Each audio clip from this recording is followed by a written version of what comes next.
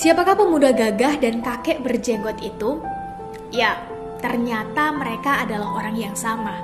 Beliaulah Kiai Haji Agus Salim, sang guru bangsa legendaris itu. Ketika kita membaca biografi beliau, tentu kita akan tertegun betapa pahlawan nasional yang satu ini punya begitu banyak kebaikan. Beliau seorang pejuang, pemimpin media, ulama, menteri, ketua partai, filsuf, pembaharu, diplomat, guru bangsa, dan lain-lain.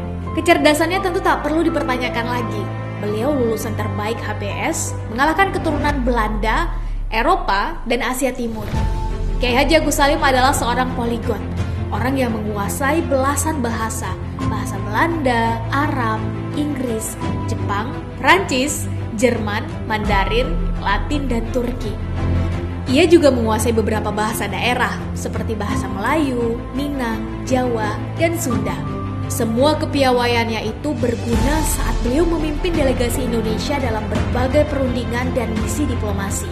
Salah satunya adalah misi diplomasi ke Timur Tengah selama berbulan-bulan untuk mencari dukungan sekaligus pengakuan atas kedaulatan Indonesia. Dan itu berhasil.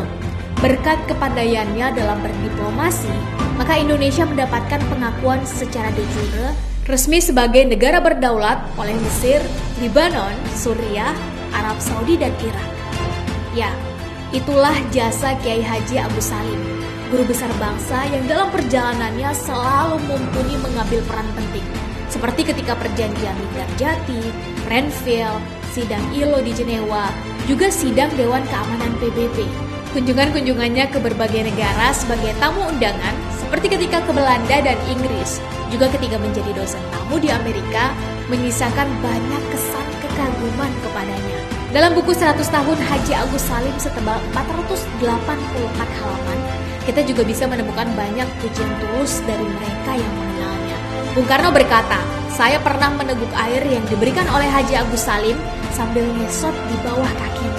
Kiai Haji Agus Salim ini adalah seorang guru saya, terutama sekali tentang sosialisme dan politik internasional. Sangat broad-minded, terpelajar, lucu, dan ulama yang intelek. Begitulah kata Bung Karno.